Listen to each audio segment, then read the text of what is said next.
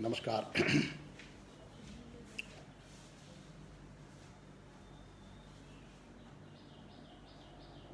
मनुष्य के जीवन में कभी कभी ऐसे क्षण आते हैं जब वह अपनी स्थिति, अपने समाज की स्थिति और इन दोनों के साथ साथ संपूर्ण सृष्टि की स्थिति पर अपनी नीतियों के संबंध में पुनः विचार के लिए होता है। आज कोविड-19 पेंडेमिक के कारण we are passing through a very unprecedented phase of human history। और इस महामारी का प्रभाव विश्व के सभी देशों पर अत्यंत विपरीत दिशा में पड़ा है। विश्व के विकसित देश और विकासशील देश दोनों ही इस महामारी के कारण अनेक क्षेत्रों में कठिनाइयों का सामना कर रहे हैं। वे देश जो विकास के चरम उत्कर्ष पर थे, जिनके यहाँ मेडिकल सिस्टम काफ़ी डेवलप्ड था, आज वे भी इस महामारी का कोई निदान प्रत्यक्ष रूप में खोज पाने में असफल हो रहे हैं। इस महामारी के कारण विश्व के लगभग सभी 210 देश प्रभावित हैं। यूएसए में इस महामारी से प्रभावित लोगों की संख्या 13,85,893 पहुंच चुकी है और इस महामारी के कारण वहां होने वाली लोगों की मृत्यु की संख्या भी 81,000 के पार पहुंच चुकी है। स्पेन में, रशिया में, यूके में, इटली में, इन सभी जगहों पर इस महामारी से प्रभावित लोगों की संख्या 2 लाख के ऊपर है। भारत में भी आज यह संख्या 71,000 पार कर चुकी है और इसके कारण होने वाले लोगों की मृत्यु की संख्या भी 2300 के पार पहुंच चुकी है। आज जब सड़कों पर बड़े बड़े शहरों में काम करने वाले कामगार पैदल, साइकिल से, ट्रक से अपने घरों की ओर अपने सामान के साथ, अपने छोटे बच्चों के साथ रवाना होते हुए दिखते हैं तो यह दृश्य अत्यंत हृदय विदारक दिखता है। सभी सरकारों ने और भारत सरकार ने भी इस समस्या के समाधान के लिए पूरे मनोयोग से हर दिशा में काम किया है और मुझे इस बात का बेहद गर्व है कि भारत के लोगों ने हमारे माननीय प्रधानमंत्री जी के आह्वान पर जिस तरह से एकजुटता का, आत्मानुशासन का और संकल्प का परिचय दिया है, उसके कारण इस महामारी के फैलने वाले भयंकर आकार को रोकने में हम काफ़ी हद तक सफल हुए। परंतु फिर भी जैसा कि मैंने कहा है कि इसका प्रभाव केवल स्वास्थ्य और स्वास्थ्य से जुड़े विषयों तक सीमित नहीं है। इस महामारी का प्रभाव जीवन के सभी क्षेत्रों पर व्यापक रूप में पड़ा है। विशेषकर अर्थव्यवस्था पर जब हम इसका विचार करते हैं तो स्थिति काफ़ी चिंताजनक दिखाई पड़ती है। Centre for monitoring of Indian economy के रिसेंट सर्वे के अनुसार 11 करोड़ से अधिक लोगों को अपनी नौकरी गंवानी पड़ी है और आज बेरोजगारी की दर भी 27% के ऊपर पहुंच चुकी है। यह स्थिति केवल भारतवर्ष में ही नहीं है, अमेरिका जैसे विकसित देश में भी इस महामारी का प्रभाव उत्पादन पर, रोजगार पर, समृद्धि और विकास की दर पर व्यापक रूप में पड़ा है। यूएसए में भी 6 करोड़ लोगों ने बेरोजगारी भत्ता के लिए सरकार के समक्ष प्रार्थना पत्र दिया है। इससे हम कल्पना कर सकते हैं कि इस महामारी का वहाँ पर उत्पादन पर और लोगों के रोजगार के स्तर पर किस प्रकार का प्रभाव पड़ा है। जहाँ तक हम भारतीय अर्थव्यवस्था की बात है, उस दृष्टि से अगर विचार करें तो सबसे अधिक प्रभाव इसका मैन्युफैक्चरिंग और सर्विस सेक्टर के उद्योगों पर पड़ा है और उनकी हालत अत्यंत चिंताजनक है। मैन्युफैक्चरिंग और सर्विस सेक्टर के उद्योगों के संबंध में जैसा कि IMF जैसी इंटरनेशनल रैंकिंग इंस्टीट्यूशंस ने बताया है कि भारत की समृद्धि दर 2% से भी नीचे जा सकती है। अन्य एजेंसियों के सर्वे के अनुसार यह ग्रोथ रेट 1% से नीचे और 0.2% तक भी जा सकती है। मैन्युफैक्चरिंग और सर्विस सेक्टर का हमारी अर्थव्यवस्था के कुल GDP में व्यापक योगदान है। इसका कंट्रीब्यूशन लगभग 60% है और सर्विस सेक्टर में काम करने वाले कामगर लोगों की संख्या भी कुल संख्या का 25% है। और इन उद्योगों की स्थिति खराब होने से न केवल अर्थव्यवस्था के उत्पादन पर, न केवल अर्थव्यवस्था की समृद्धि और विकास की दर पर, बल्कि लोगों के रोजगार पर इसका व्यापक असर पड़ा है। और यद्यपि यह बेरोजगारी सब जगह बढ़ी है, परंतु यह बेरोजगारी और बेरोजगारी की दर शहरों में व्यापक रूप में बढ़ी है, क्योंकि जिस तरह का हमारा ऑर्गेनाइज्ड मोड ऑफ प्रोडक्शन है, उसने प्रोडक्शन के जो सेंटर्स डेवलप किए, उनके कारण गांवों से शहरों की ओर जनसंख्या का व्यापक पलायन हुआ। और आज इन उद्योगों में से भी अधिकांश उद्योग, लगभग 80%, 90% उद्योग और उनमें होने वाले काम बंद हो चुके हैं। स्वाभाविक है, वहाँ काम करने वाली जो जनसंख्या है उस पर इसका असर पड़ा है, जो मैन पावर है उस पर इसका असर पड़ा है, और वे आज फिर वापस गांवों की ओर पलायन कर रहे हैं। यद्यपि इन शहरों में जो सर्विस सेक्टर है उसका कंट्रीब्यूशन हमारे GDP में कोई 60% है, और इस सेक्टर के प्रतिगामी दिशा में जाने पर हमारी अर्थव्यवस्था की समृद्धि और विकास दर भी प्रतिगामी रूप में प्रभावित हो रही है। यह शहरों में बेरोजगारी बढ़ी है, परंतु विशेष रूप से अगर एक हम सर्वेक्षण के आधार पर देखें तो दक्षिण भारत के राज्यों में यह बेरोजगारी ज़्यादा बढ़ी है, और तुलनात्मक रूप में जो हमारे पहाड़ी राज्य हैं वहाँ पर यह बेरोजगारी दर आनुपातिक रूप में कम स्थिति में बढ़ रही है। लॉकडाउन का जो पहला चरण था उसके कारण भी बेरोजगारी पर और उत्पादन पर, समृद्धि पर प्रतिकूल प्रभाव पड़ा है। हमारे यहाँ जो कामगर जनसंख्या है उसका कोई 80% असंगठित क्षेत्र में काम करता है, और जो 60% है वह MSME सेक्टर में काम करता है। और इन दोनों ही क्षेत्रों पर, अर्थात सर्विस सेक्टर और MSME दोनों ही क्षेत्रों पर इस लॉकडाउन का अत्यंत प्रतिकूल प्रभाव पड़ा है।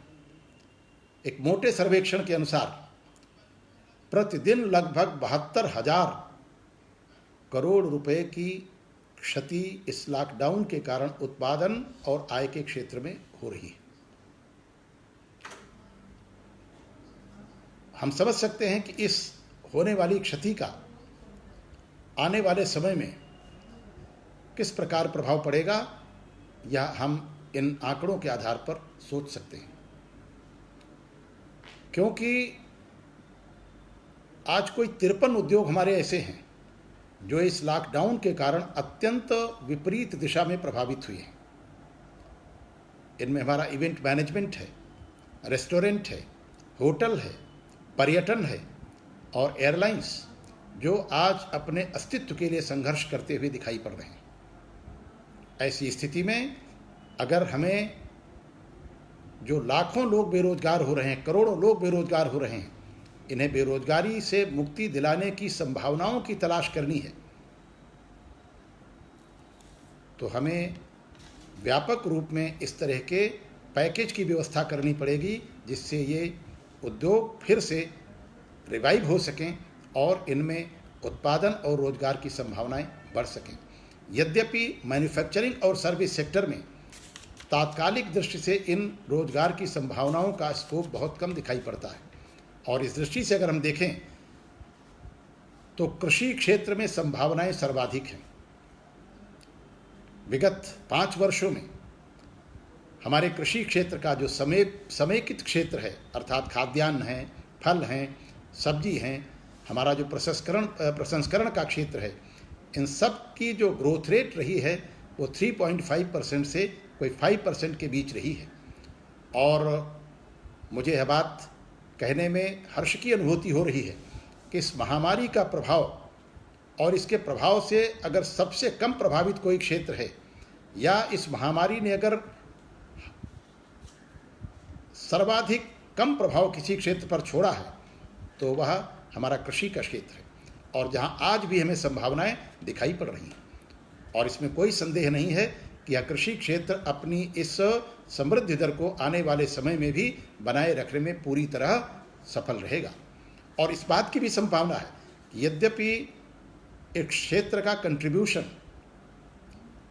कोई 14% के इर्द गिर्द हमारी जीडीपी में है, और इस कंट्रीब्यूशन के जीडीपी में अनुपात बढ़ने की भी संभावना प्रबल हुई है, परंतु यह कृषि क्षेत्र भी, इस पर अधिक ध्यान देने की आवश्यकता है। यह लोगों को जो इसमें पहले से नियोजित हैं उनको, और जो इस पर अगली संभावनाएं तलाशी जा रही हैं। यद्यपि उत्तर प्रदेश सरकार ने हमारे यहाँ जिस तरह से अपना प्लान डिज़ाइन किया है, उससे हमें फिर लगता है कि शुम्पीटर के नवप्रवर्तन मॉडल के अनुसार जो चीज़ें डिज़ाइन की गई हैं, उनके आधार पर होने वाले काम के आधार पर न केवल इन लोगों को रोजगार की संभावनाएं बढ़ेंगी, बल्कि आने वाले समय में अर्थव्यवस्था में कृषि क्षेत्र की भूमिका भी प्रमुख और मुखर हो सकेगी। परंतु यह तभी हो सकेगी जब इस संबंध में एक व्यापक सर्वेक्षण के आधार पर हम नई संभावनाओं के तलाश के साथ साथ उसमें नया स्ट्रक्चर और नए पैकेज का विधान करेंगे। आज एक बात नई और दिखाई पड़ रही है कि इस महामारी के प्रभाव के कारण विश्व की अधिकांश अर्थव्यवस्थाएं आज संरक्षणवादी आर्थिक नीति का सहारा ले रही हैं, अर्थात वे अपने यहाँ होने वाले आयात और निर्यात पर प्रतिबंध लगाने की व्यवस्था कर चुकी हैं। यूके, ब्राज़ील, टर्की, दक्षिण कोरिया, भारत, इन सब ने मेडिकल, खाद्यान्न और अन्य आवश्यक वस्तुओं के होने वाले आयात और निर्यात पर पूरी तरह से प्रतिबंध लगाने की न केवल तैयारी की है, बल्कि इस दिशा में काम करना शुरू कर दिया है। और ऐसा करना उनके लिए आवश्यक भी है,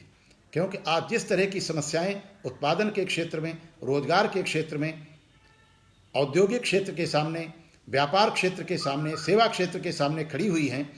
उन समस्याओं का समाधान आज हर व्यवस्था को अपने अंदर ही तलाशना कर है।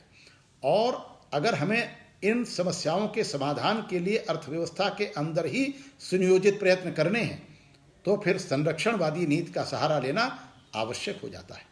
परंतु इस संरक्षणवादी आर्थिक नीति के सहारे से जहां हम अपनी कुछ आर्थिक समस्याओं का समाधान करने में कुछ हद तक सफल होंगे, परंतु इनके कारण नए खतरे भी कम नहीं आने वाले हैं। इनके कारण भी विश्व की सभी अर्थव्यवस्थाओं में